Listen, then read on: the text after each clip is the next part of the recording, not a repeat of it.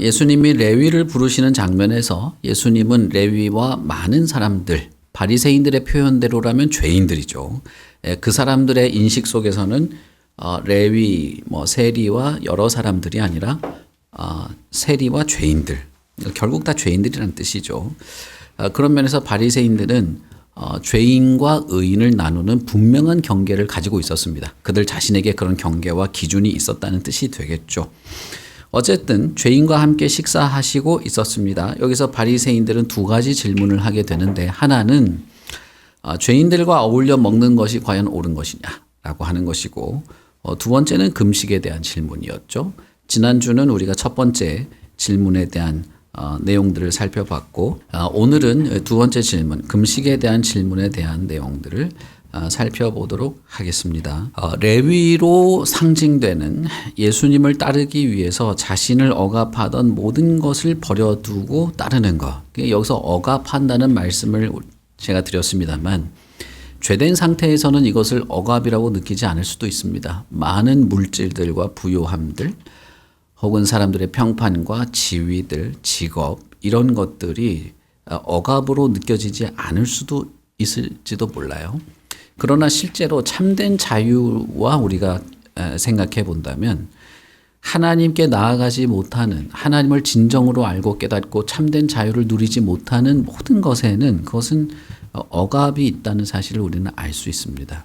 그런 면에서 레위는 마태라고 하는 레위죠. 레위는 세리로서 막대한 부를 가지고 있었을 것이 분명합니다. 그러나 물론 평판은 무척 좋지 못했죠. 그런 면에서 아마 레위는 자신의 재산을 포기해서라도 평판을 회복하고 싶었거나, 죄인이라는 이 낙인에서 벗어나고 싶거나, 아니면 자기 자신도 나를 죄인으로 여길 만큼 양심의 가책이 있었거나, 아니면 하나님을 무시하고 계명을 무시한 채 살아가는 삶에서 어떤 두려움을 느꼈거나 어떤 것이 있었을지도 몰라요. 어쨌든 그는 자신이 가지고 있던 모든 것을 버려두고 예수님을 따르는 것, 예수님의 표현대로라고 하면 회개하는 것을 하게 됩니다. 그래서 여기서 보시면 레위와 바리새인이 어떤 대조적으로 등장하는 등장인물이 되죠. 레위는 죄인으로 낙인 찍히고 실제로 형편없는 삶을 살던 사람이지만 그는 회개했습니다. 회개하고 예수님을 따랐으나, 거룩한 사람, 정결한 사람으로 대표됐던 바리새인은 거룩과 정결에 대해서 철저한 사람이었으나, 그러나 그들은 결국은 복음을 거부하고 거절하고 예수님을 따르기를 원하지 않게 되었다는 것이죠. 따라서 이들은 회개하지 않았다고 볼 수 있습니다. 그래서 레위와 바리새인, 이 두 사람이 어떤 대표적인 사람들의 어떤 대표적인 부류를 상징적으로 보여줍니다. 하나는 모든 것을 버려두고, 즉 회개하고 예수를 따르는 사람, 어떤 사람은 회개를 거부하는 사람이라 할 수 있는 것이죠. 33절에서 보시면 이것이 좀 더 구체적으로 드러난다고 볼 수 있습니다. 33절을 보시면 질문을 하게 되는데, 요한의 제자는, 여기서 말하는 요한은 세례 요한이죠. 요한의 제자는 자주 금식하고 기도하는데, 그리고 바리새인의 제자들도 마찬가지로 그렇게 하는데, 예수 당신의 제자들은 먹고 마시는 일에 이렇게 열중하고 있는 거 아닙니까? 라고 물어본 것입니다. 이게 지금 레위가 사람들을 불러놓고, 그리고 예수님과 제자들도 초대해서 막 먹는 이 연회의 자리에서 질문을 한 거예요. 첫 번째 질문은, 이런 사람들과 어울리는 게 과연 당신에게 옳은 일이냐? 당신이 하나님이 보내서 왔다 하고, 성령이 충만하다고 하고, 성령의 기름 부음 받은 자라 하는데, 그렇다면 이런 사람들을 물리쳐야 되고, 이런 사람들과 멀어져야 되고, 이런 사람들을 거부해야 되는데, 어울리는 게 과연 당신이 성령 충만한 게 맞냐 이거예요. 그리고 또 하나, 지금은 연회의 자리입니다. 레위는 정말 기쁨이 충만했어요. 자신이 용서받은 것, 자신에게 참된 자유가 찾아온 것, 하나님이 자신을 돌아보신다는 것, 나 같은 죄인도 하나님이 품으신다는 사실 속에서 그는 기뻤고 섬기고 싶었습니다. 예수님만 섬기고 싶은 것이 아니라 자기 친구들까지 다 모았어요. 그 말은 뭐냐면, 자기 친구도 이 기쁨에 동참하기를 원했다는 것이죠. 자기 같은 세리도 예수님을 만나고 그 예수님과 대화하면서 이 기쁨을 누리기를 원했던 거예요. 자유를 누리기를 원했다고 볼 수 있죠. 그러니까 그 자리는 정말 자유의 자리입니다. 자유의 자리, 기쁨의 자리, 즐거움의 자리. 한 사람에게만 있는 것이 아니라 그 자유가 이렇게 퍼져나가는, 예수님이 말했던 것처럼 내가 여러 동네에 다녀서 복음을 전해야 하겠다고 하는 그것이 그 자리에서 실현되는 아주 작은 공동체지만 실현되고 있는 자리인 것이죠. 그런 여러분, 그 자리가 얼마나 기뻤겠습니까? 기쁘고 즐겁고 대화하고 식사를 나누면서 했을 거예요.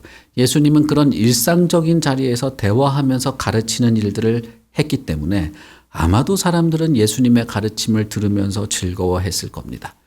그걸 보고 저 먹는 걸 저렇게 좋아해가지고 되겠냐 이 말을 한 거예요. 무슨 분위기인지 아시겠죠? 첫째는 일단 저런 사람들과 어울리는 것 자체가 틀렸어. 선을 넘었어. 이 경계선 바깥에 나간 거예요. 그리고 두 번째는 저렇게 먹고 마시는 걸 좋아가지고 저렇게 즐겁고 좋아가지고 대화를 나누면서 그렇게 기분이 좋아가지고 일단 틀렸어요. 선을 넘었어요. 왜? 절제를 할 줄 알아야죠. 먹는 거에 빠져가지고 식탐에 빠져가지고 저래가지고 되겠냐 이 말이에요. 그러면서 하는 말이 뭡니까? 요한의 제자들은 그렇게 금식을 자주 하고 기도를 하고 절제를 하는데, 여기 보시면 요한의 제자는 자주 금식한다 이렇게 돼 있잖아요. 바리새인의 제자들도 마찬가지로 그렇게 합니다. 최소한 일주일에 2번인 것이죠. 왜 금식했을까요? 기도하려고. 그러니까 이 사람들은 아주 철저하고 아주 절제돼 있고 청렴하고 결백하고 영적으로 거룩한 것을 위해서 엄청난 극기를 해야 된다 할까요? 이렇게 하면서 거룩하게 살아가는 사람인데 당신은 하나님이 보냈다고 하고 성령이 충만하다면서 먹는 걸 그렇게 좋아해가지고 되겠냐 이렇게 말한 거예요. 이건 질문 같지만 질문이 아닌 겁니다. 첫 번째도 사실 질문 같지만 질문이 아니었고 두 번째도 질문이 아니었어요. 이것은 두 번째는 훨씬 더 노골적인데 당신과 우리는 다르다는 말을 한 거예요. 결국은 당신들 공동체와 우리들 공동체에는 안 보이는 경계가 있습니다. 선이 있습니다. 우리는 이 선 안에 있어서 거룩한 자들이고 당신들은 선 밖에 있는 대먹지 못한 사람들, 그런 사람들입니다. 이렇게 얘기한 것입니다. 바리새인들의 입장에서는 예수님의 가르침과 예수님의 행동들은 우리와는 맞지 않다, 우리와는 다르다, 다른 경계에 있는 다른 공동체라는 것을 아마 강하게 느꼈을 것입니다. 지난주에 살펴본 것처럼 경건한 사람이라면 당연히 금식과 절제를 해야 할 텐데 먹고 마시는 데 빠져서 심지어는 죄인들까지도 식사 자리에서 함께 먹는 선을 넘은 사람들이라고 하는 평가가 깔려 있는 것입니다. 다시 말하면 당신과 당신의 제자들은 왜 우리처럼 행동하지 않는가? 경건한 유대인의 공동체에 속하지 않은 것처럼 행동하는가라고 하는 질문 혹은 비난처럼 들리는 것이죠. 바리새인들은 금욕적이고 엄격한 생활로 무척 유명했습니다. 누가복음 18장에 보시면 예수님은 바리새인들이 일주일에 2번씩 금식한다라고 언급합니다. 물론 예수님도 금식한 적이 있어요. 40일이나 금식한 적이 있습니다. 그리고 예수님은 제자들에게도 금식에 대해서 반대하시지 않았습니다. 예수님은 금식을 하지 말라는 말을 안 했어요. 오히려 예수님은 금식에 대해서 그냥 자연스러운 것처럼 말했어요. 예수님이 제자들에게 금식에 대해서 말할 때 일주일에 2번씩 금식하는 저 바리새인들처럼은 하지 마. 저 사람들처럼은 하지 말고 금식할 때 너희들은 머리에 기름을 바르고 이렇게 불쌍한 척 하지 말고 오히려 더 건강하게 이렇게 해라. 금식하는 티 내지 말고 이렇게 말하면서 금식을 무슨 특별한 것처럼 말하지 않습니다. 그러니까 금식이 어떤 하나님을 향한 신앙의 어떤 훈련과 신앙생활에서 마치 당연히 있는 것처럼 말씀하시기도 했습니다. 그러나 그때조차도 예수님은 저 바리새인들처럼 하면 안 돼. 바리새인들은 우리가 주의해야 돼라고 하면서 하신 적이 있죠. 그러나 예수님은 지금 그 잔치상에서 왜 금식하지 않냐라고 말할 때 예수님은 지금은 금식할 때가 아니다라고 말씀하시는 겁니다. 예수님은 다시 말씀드리지만 금식 자체를 반대한 적이 없습니다.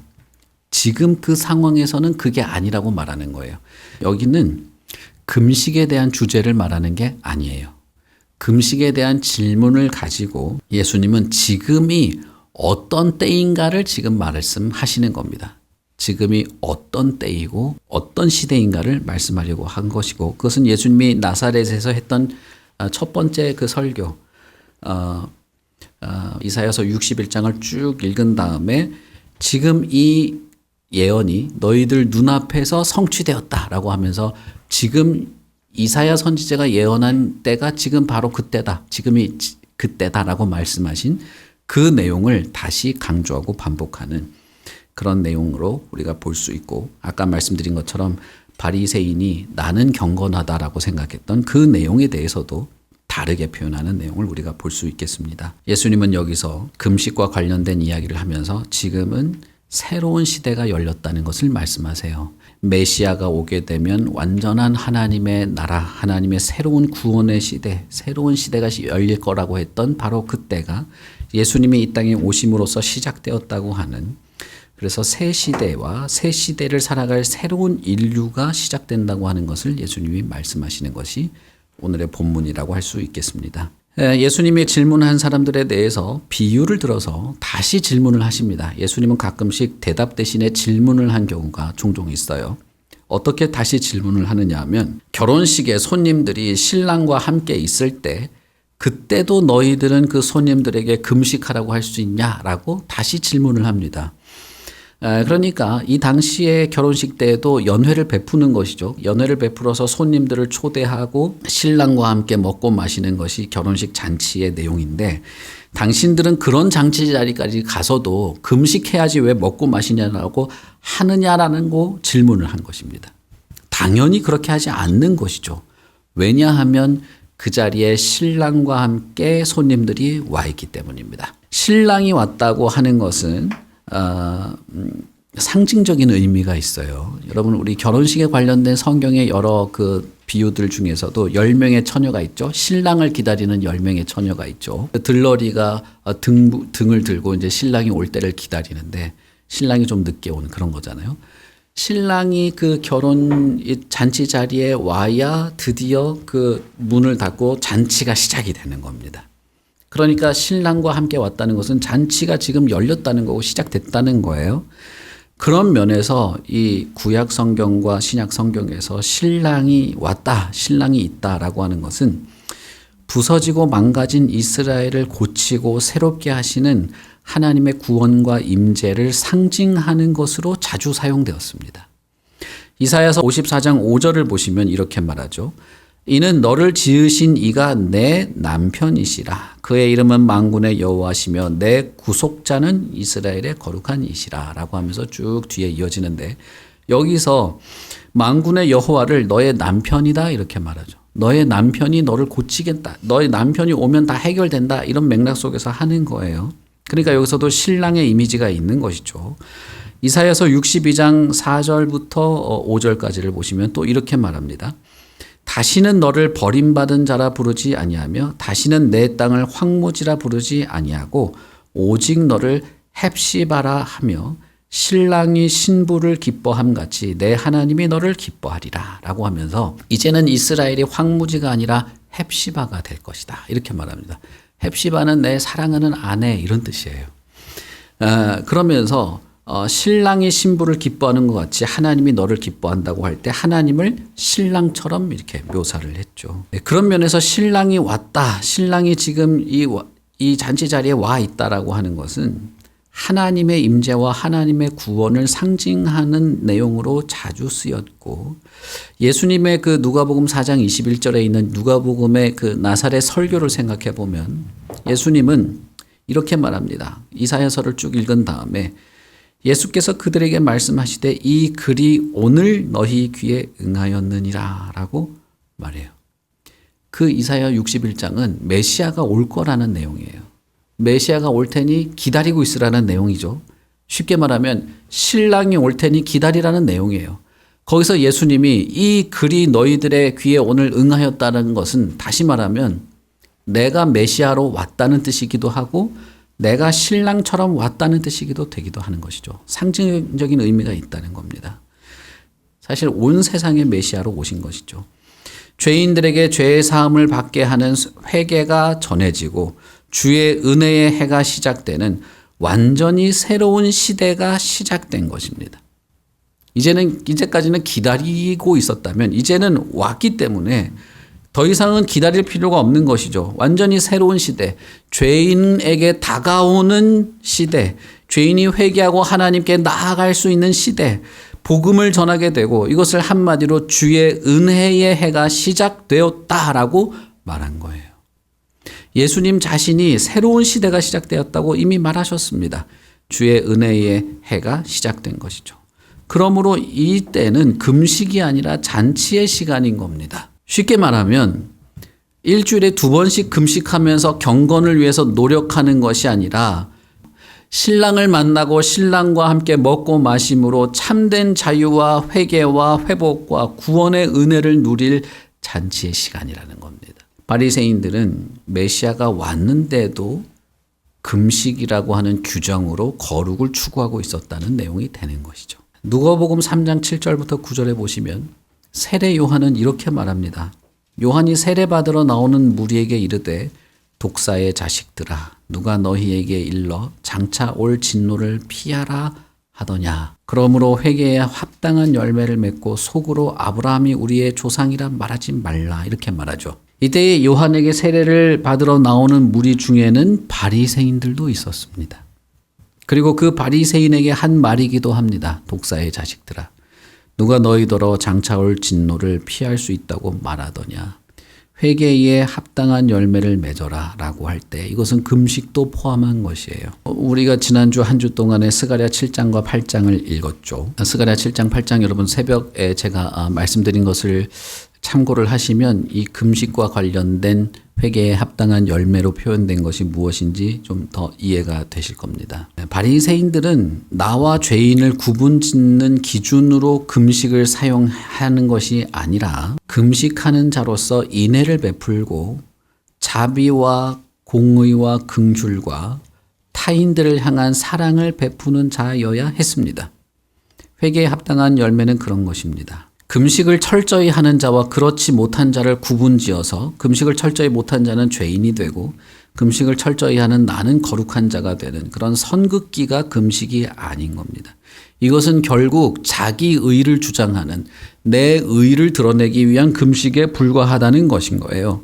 누가복음뿐 아니라 복음서 어디에도 바리새인들의 금식이 고아와 과부를 돌보는 것으로 드러났다든지 눈먼 자와 가난한 자에 대한 돌봄으로 드러났다든지 하나님의 긍휼과 돌봄을 드러나는 일로 연결된 걸로 말한 것이 없어요.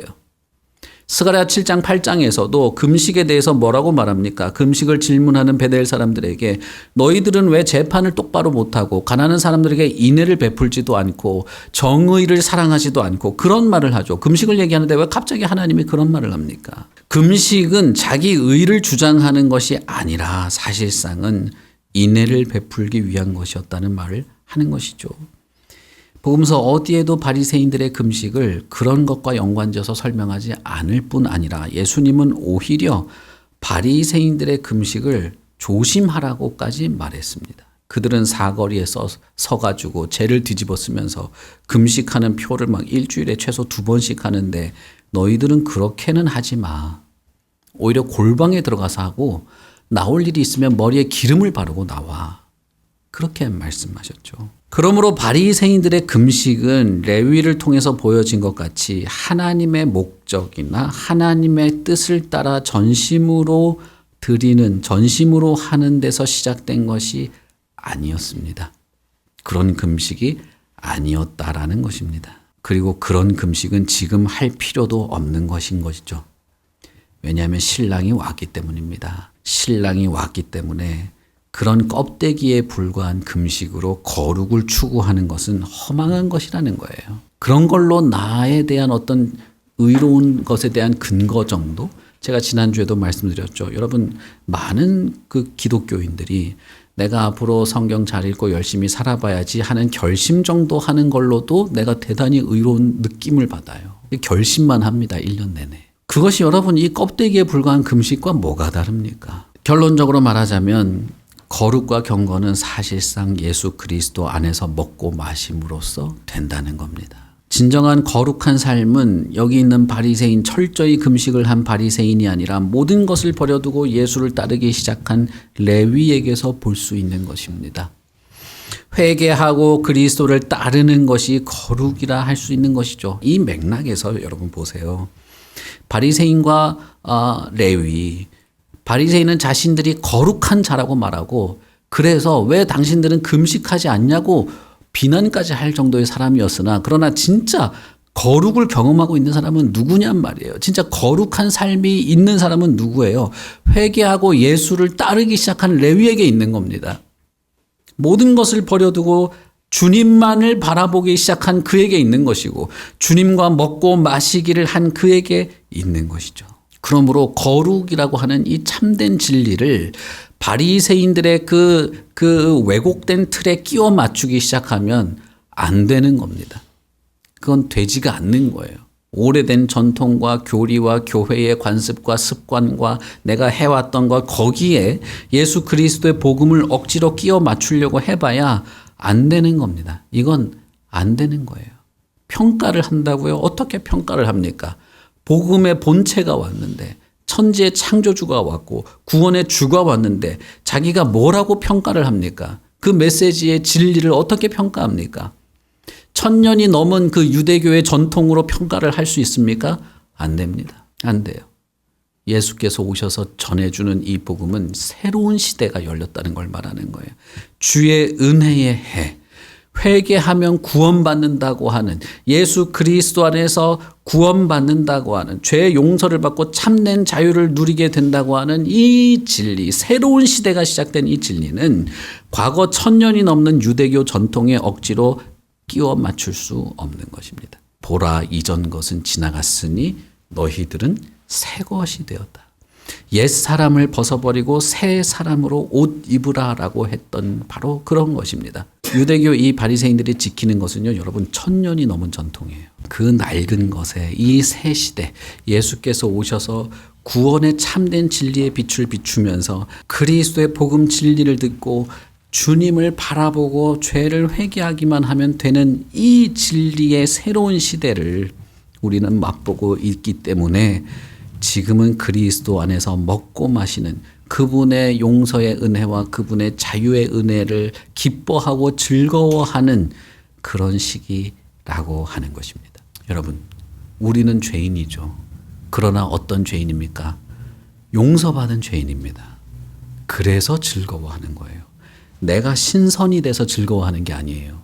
내가 일주일에 금식 2번 하고, 내가 새벽 기도 철저히 하고, 헌금 착착착 하고, 교회에서 맡은 거 막 봉사 착착착 하고, 막 청소 잘하고, 음식 잘 만들고, 내가 이렇게 신앙이 성장했어. 그래서 즐거운 게 아니고, 그렇다고 여러분 청소하지 말라는 말 아니고, 봉사하지 말라는 말 아니고, 제발 극단적인 걸 하지 마세요.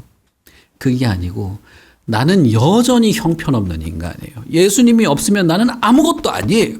그럼에도 불구하고 예수님이 나를 찾아오셔서 나를 용서해 주셨기에 그래서 기쁘고 즐거운 겁니다. 예수님 때문에 우리는 하나님 앞에 담대히 나온 겁니다. 내가 일주일 동안 잘 살아서 담대히 나온 게 아니에요. 내가 신앙이 대단히 신앙이 높아져서 담대히 나온 게 아니에요. 예수님 때문에 용서받아서 기뻐서 담대히 나온 겁니다. 레위와 다른 사람들이 뭐가 그렇게 자기가 잘나서 예수님 모셔놓고 막 사람들이 보는데 연회를 베풉니까? 즐거웠거든요. 기뻤거든요. 예수님 때문에 기뻤습니다. 그분이 나와 함께 있어서. 지금은 그럴 때라는 것입니다. 그러므로 여러분, 우리가 예수를 믿는다는 것은 우리가 죄에 대한 용서를 강조해서 그런 것이지만, 그러나 우리가 예수님 안에서 누리는 기쁨과 즐거움, 누구도 빼앗을 수 없는 이 기쁨과 즐거움이 함께 있는 것입니다. 여러분, 예수 그리스도 안에 있는 이 죄 용서의 은혜, 참된 자유의 은혜는 기쁜 것입니다. 베드로의 장모도 기뻐했고, 문둥병자도 기뻐했고, 중풍병자도 기뻐했고, 사마리아 여인도 기뻐했습니다. 사마리아 여인은 남편이 5명이 넘는 여자였는데, 그런데 벌건 대낮에 동네 사람들에게 찾아가서 내 말 좀 들어보라고 할 만큼 정신이 진짜 완전히 속된 말로 하면 나가 있었어요. 그런 여자가 대낮에 돌아다니면 안 돼요. 그런데 그 여자가 당장 그 벌건 대낮에 자기 마을에 돌아다니면서 달려가가지고 사람들한테 내 말 좀 들어보라고. 나 메시아 만났다고. 그 사람은 바리새인도 아니고 신학자도 아니고 유대인도 아니고 사마리아인인데도 메시아를 만났죠. 기뻤던 것입니다. 그러므로 지금은 즐거워하며 주와 함께 먹고 마셔야 할 자리라는 것이죠.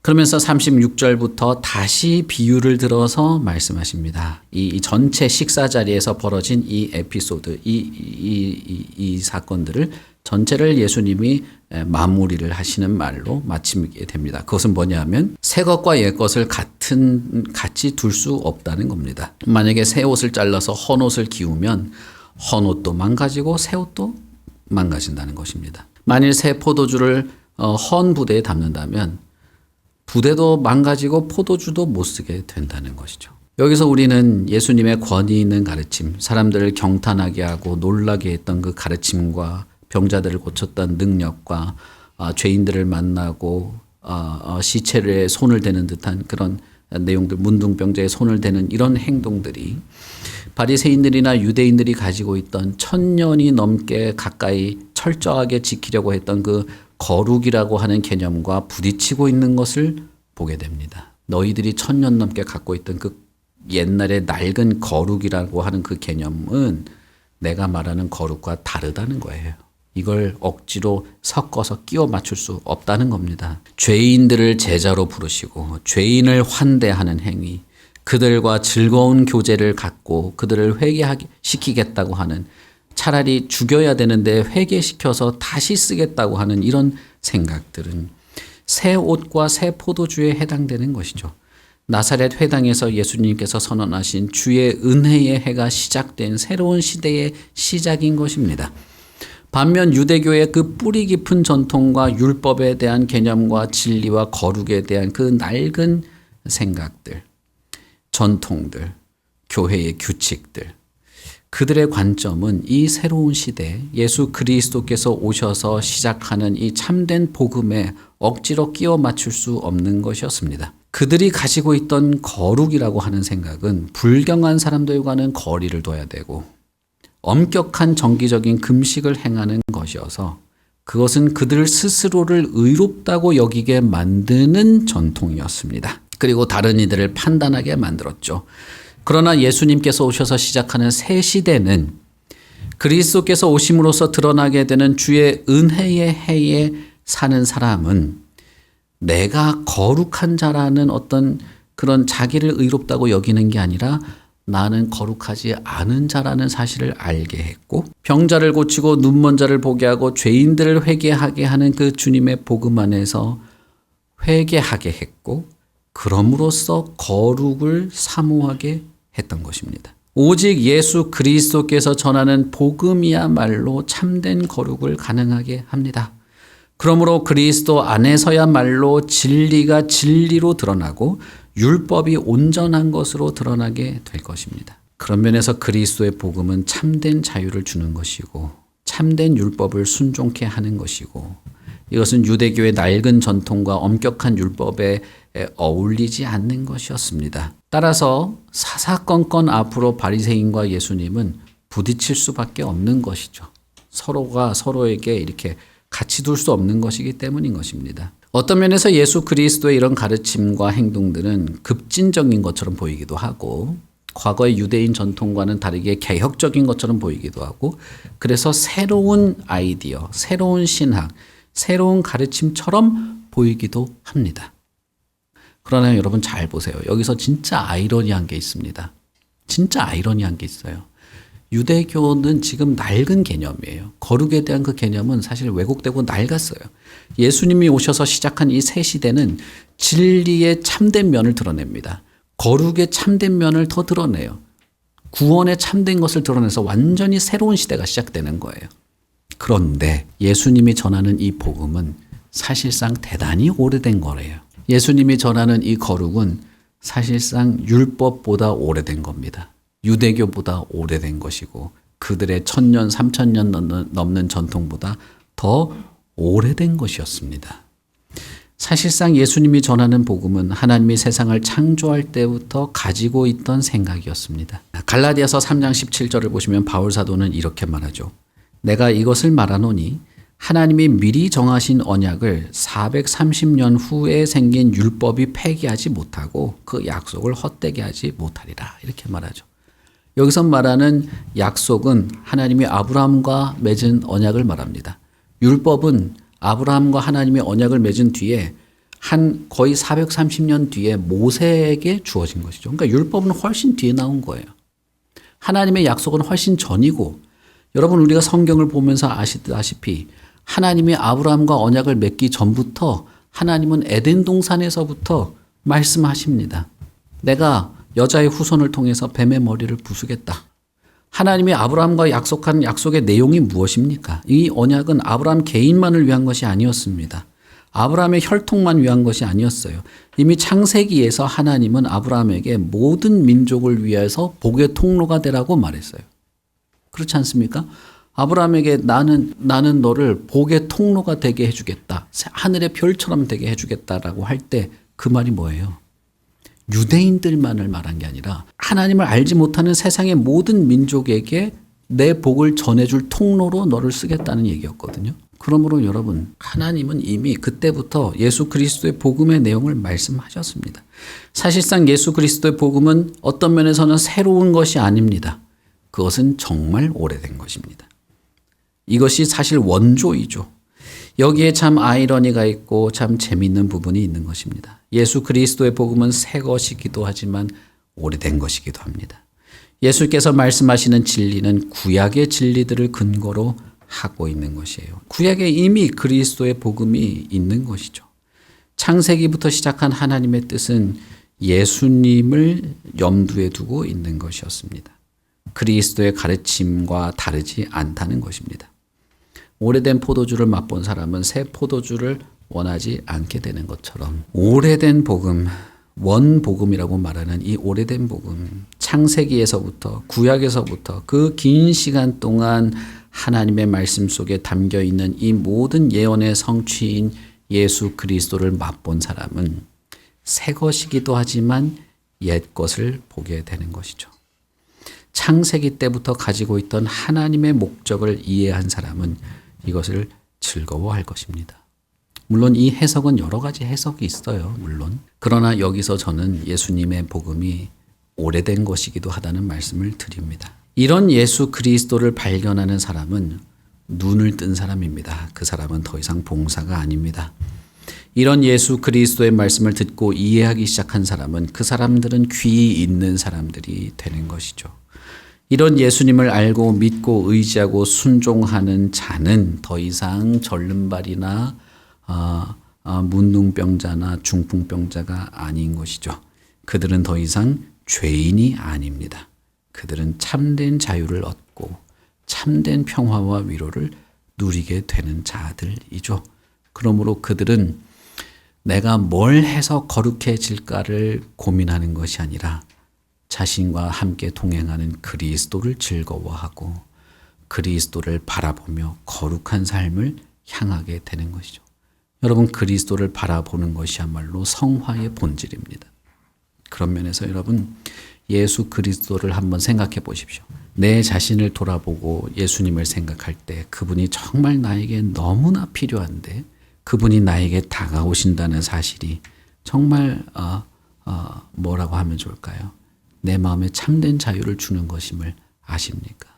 나에게 있어서 이 예수님이 누군지, 그리고 나는 레위인지 바리새인지, 아니면 진짜 앞으로 좀 잘 해봐야지, 성경도 잘 읽어봐야지 하고 적당한 위안과 그럴듯한 자기 의에 대한 위로 안에서 여전히 맹인으로 남아있는지 한번 생각해 보십시오.